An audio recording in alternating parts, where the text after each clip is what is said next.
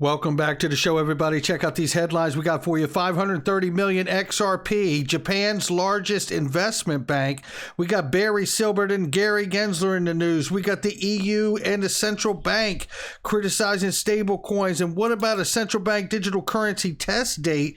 We got that. Valente Technologies, BIS. We've got James Wallace. We got the IMF, SDR valuation. The Yuan gets an increase, ladies and gentlemen. And how about an $11 plus XRP? We got a chart that says so. Somebody roll that beautiful intro.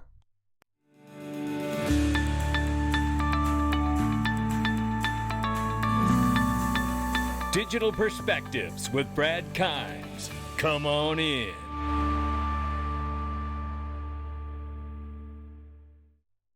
Welcome back to the show, everybody. You can follow me on Twitter at Dig Perspectives at the top of the screen, and everything that we're talking about here. $1.352 trillion market cap. We're up 2.1% or 1.8, however you like to look at it here, but it is showing both. It's not just me. Bitcoin this morning, or this afternoon, excuse me. It is afternoon. Happy afternoon. It is May 17th, 2022. Bitcoin 30,000, slightly north. Ethereum slightly north of $2,000, and XRP is 42 cents. Still off by more than 13% on the 7-day. We're ranging between 42 cents and 44 cents. We'll keep an eye on it. We have a chart that's quite compelling that we all need to take a look at before we get out of here today, and we will do so. 500 million XRP moved from FTX on other top exchanges. If we look at this very quickly, it says here, whale alert tracking the spot several large transfers. Affiliated Ripple XRP token conducted over the past 24 hours here. Totaling more than 500 million coins. The single largest move was 120 million. It says here the above mentioned platform that tracks large cryptocurrency transfers has detected 9 massive transactions of XRP made between crypto exchanges and from them to anonymous wallets. Totaling, 120 million XRP were shifted from the FTX exchange to an address marked by whale alert as unknown. Similar amount of coins was moved internally, within South Korea exchange Bithumb, and it says here the rest of the transfers range between 50 million and 40 million. The track countered 5 transfers over 50 million and 2 roughly over 40 million tokens conducted by such trading floor platforms as Binance, Bitso, Bittrex, BitGo, etc. Could be all related to on-demand liquidity. That's kind of where I put it. It does cite here XRP adoption expanding into Japan and Africa, so that could be a contribution too. It's a whole nother article, I'm sure, but you know, it does beg the question. Speaking of Japan, Japan's largest investment bank, Nomura, doubled down on its crypto-based services by launching a new digital asset unit for institutional investors. Again, whether we're on the other side of the world or in the United States, institutional investors are setting up shop. Now, check out this tweet right here. This was really from back in 2019 from Barry Silbert originally. I remember this tweet when it happened. Ripple, the company, is our largest investment, said Barry Silbert from Digital Currency Group and Grayscale and Genesis Trading and all of that, right? Said it was our largest investment was in Ripple, the company. XRP, not on our conviction list of holdings yet. Super bullish on the company, neutral on the token as of now. Stephen Hubert makes a great point here, and he uses this analogy with Coca-Cola, and he says, our biggest investment is Coca-Cola.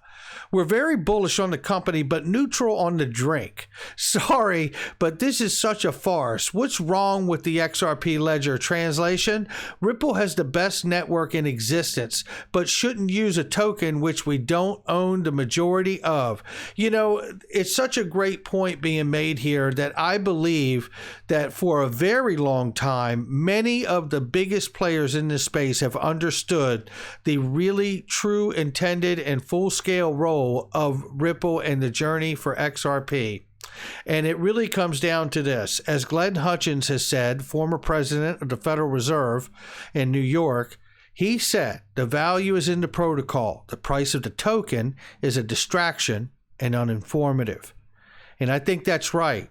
If we focus on the value of the protocol, which value protocols out here actually provide the value to the world? The interoperability, the efficiency, the scalability, the security. Certainly, I believe at that measure, XRP Ledger for me is one of them. Not financial advice. This is Gary Gensler, and this will probably make you upset. I'm not going to play the video here, but the video is really talking about protecting everything they do at the SEC is about protecting the investor. Never mind the fact that Gary ignores all 67,000 of us, and there's hundreds of thousands of XRP holders, but 67,000 plus represented by John Deaton that have been harmed, certainly. And I say to Gary Gensler here, hey, Gary, have you ever heard of the internet? The conflicts you need to be worried about and paying attention to are right inside your agency, the SEC. Hashtag ETHgate. You know, sometimes I have to wonder if this guy is like not aware of what the internet actually is. You know, I happen to know and believe within me, without a shadow of a doubt, that this man has seen all of the information that has been exposed between the people inside of his agency prior to his tenure there, and some of them that are still there that should be investigated, as well as all of the information that's been dug up on Joseph Lubin, disguised whales, and we all know the rest of it. And why has he done nothing? Is it because he's spineless? We'll see. We shall see. Time tells the truth on all of us. That's the good part. EU Central Bank criticizes stablecoins to promote Euro central bank digital currency. No shocker there, ladies and gentlemen. And check this out, because this is a good 4 reasons to take a look at here. 4 reasons why there are no big Euro stable coins. Negative interest rates kill reserves-based business model. 2, very high regulatory hurdles.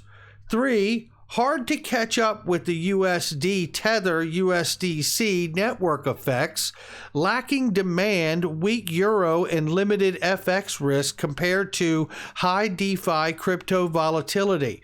Now, you have to say those are some pretty darn good points to be made by Patrick Hansen, who is not a fan of seeing a Bitcoin ban. But the European Union says they could start as early with testing of the central bank digital currency as in next year, 2023, an ECB, European Central Bank executive has said. Now that, to me, is more along the lines of where we need to be, understanding that 44 countries, 32 central banks just had a meeting yesterday with the president of El Salvador about the use of Bitcoin as legal tender in all of those places. To me, that is a huge catalyst, understanding that Bitcoin does not work as payments.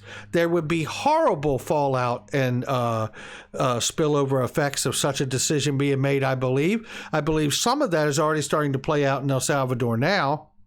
And if you expand that idea, it's only going to get worse. So I believe this actually ends up playing in all of our favor to push the central banks to up their deadline and timelines to become more active and relevant on the scene.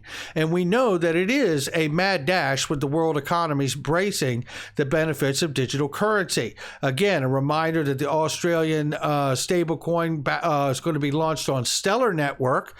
That's coming soon. Keep an eye out for that. And we know that from Valente Technologies and our other research that the BIS has told us that it is unstoppable at this point, the momentum for central bank digital currencies, with 90% of central banks exploring them currently right now. There is no turning back. It is really said best by Rosie Rios, Ripple board member here, 43rd Treasurer of the United States Treasury. The train has left the station. And to that point, we know that University of Wyoming and Ripple just established a Ripple blockchain collaboratory. It says here it will span several departments, including law and UW's noted energy tokenization research. And it says they will also run a new XRP Ledger validator on campus. Now, we've talked about this in probably a couple of years past, but the idea that there'll probably validators node run at the universities all over the world as well as government facilities at some point. And I also speculate that there will be validators on a lot of those satellites that go up from Starlink and Elon Musk. This is the clip right here I played the other day where it shows James Wallace talking about the fact that they've already proven with Ripple on-demand liquidity, the liquidity hub, that the idea of pre-funding accounts, Nostro Vostro accounts, is not necessary. Take a quick listen here. It's a very important clip. Take a listen. Same objectives that, as an example, Ripple with RippleNet are set out to achieve, right? So lower costs, faster, more transparency and greater access. And I think one of the big questions here is, what happens with the correspondent banking model? I think the role that the banking system plays is crucial in the global economy, and I think that will continue. But the sort of traditional model of, pre-funding accounts, for liquidity purposes, Nostro Vostro accounts, it's proven that part of the correspondent banking model is not needed. That's an enormous statement right there. And the reason it's not needed isn't because they're going from digital central bank digital currency CBDC A to central bank digital currency CBDC B. That's not what that means. What that means is with XRP being the bridge, no one has any reason anymore in the history of mankind to hold anyone else's money. That's what that means. It's very subtly put. I mean, it's to the point, but it doesn't have the profound effect that I'm hoping everybody is getting from his words. The use of XRP as a bridge solves that problem forever. Take a listen to the last part of this clip from Tommaso Mancini-Grifoli, the division director at the IMF, talking about a bridge between all the money. Take a listen to this. Is very safe, and that settlement asset is called central bank reserves, and the infrastructure is called some form of fast payment system. So we've solved the problem of interoperability domestically. Internationally, across borders, we don't have such infrastructure, and that actually isn't true, because we know that's exactly what Ripple's been building. We don't have a common settlement asset, which is yes, we do. It's XRP. Is riskless, and both are willing to hold. So what do we do? The private sector steps in, builds a bridge or many bridges, and asks for a toll to pass the bridge. That's right. They ask for a toll to pass the bridge. And, XRP can be jurisdictionless, and it can be very reliable, especially if it ends up being deemed a stable coin and price set. Don't believe it. It's on the table until it isn't. Here's an excellent illustration we've looked at for years, but I just want to show it right here because this is how you could tie these networks together in these payment systems where you do not need to pre-fund. And you can see the XRP Ledger, which is a decentralized exchange that can tie everything to everything and be able to move and settle the payment as quickly as possible and source the payment from as many different areas as needed to keep a balance and not dry pocket the ledger or any source of liquidity from any one particular place. Many, many advantages here. Let's move to the IMF right now. We know that the current SDR valuation of the basket was not to be done until July 31st of 2022, a couple months from now. But what we see is that it may have already been done from what I'm gathering here. It says here, May 14th, just a few days ago, IMF Executive Board concludes quinquennial SDR valuation review and determines the new currency weights for the SDR valuation basket. And essentially what we have is this. The IMF raises the Yuan weighting in the SDR basket amid weakness of the Yuan. So the changes come as the yuan depreciated sharply in recent weeks. People's Bank of China vows to continue opening China's markets to the world.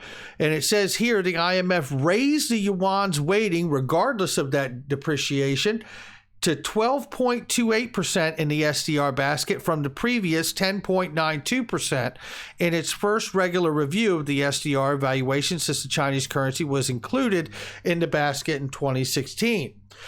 The People's Bank of China said in a statement Sunday the weighting of the U.S. dollar rose to 43.38% from 41.73%, while those of the euro, Japanese yen, and British pound declined slightly. So it has happened quietly. Instead of waiting for July, it appears they've already made the adjustment. So if anyone was wondering if there was going to be a digital asset put in the token or put in the basket in the SDR this time around, unless something changes, that isn't happening. But I tell you what, this is something worth noting right here from Eggrag Crypto. It is a chart, and what he's showing here, and it seems if you focus here back into 2017, 2018, I was around for this. I FOMO'd all the way up this hill. I'm not kidding you.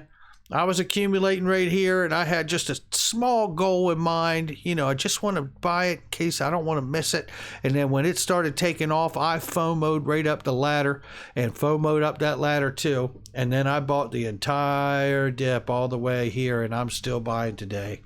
And I'm proud to say it. Not financial advice, but what he's showing here I find to be quite compelling. It does not guarantee that any of it will happen, but it certainly tells me it is a window of opportunity to pay attention to see how these charts play out, whether they hold up as an indicator and they follow through and prove out, or whether it doesn't, and then another formation takes shape for something to look forward to after that. But looking right here where we see the capitulation, kind of sideways movement, and then that down spike, we had something very much like it here, where we spiked down really low, and now we're coming back up. We may see it happen again. We may be over with it. We could see more sideways movement. But if this fractal, which is what he's done, is take this fractal here and move it right here. Because if we do see a repeat of that, we could see ourselves at an $11 XRP. Now, I do believe there are a couple things to take in mind. One, I believe something has to happen with the case, right? And there's many different possible outcomes. I'm not going to get into them, but I believe something positive would have to happen to the case, or by it being dropped and the Treasury come in and adopt a value protocol like the XRP ledger. That is a possibility, as well as a summary judgment in my mind. Now, along with that, there's some other things to think about that are not the same as 2017, 2018. It's the fact that if we do get the clarity we need, the fundamental news to move a chart in this direction, I believe it will look much different than 2017 and 2018 bull run, because at that point, we're talking about not only having clarity, but an enormous amount of utility moving on to the network because of that clarity. Not financial advice from me or anyone else. This is where we are on this day. Hit the like and subscribe, leave a comment below. It's getting good, ladies and gentlemen. I'm ready for Moon just like everybody else is, but I tell you what, I know what to do until I get there. Take care. I'll catch all of you on the next one.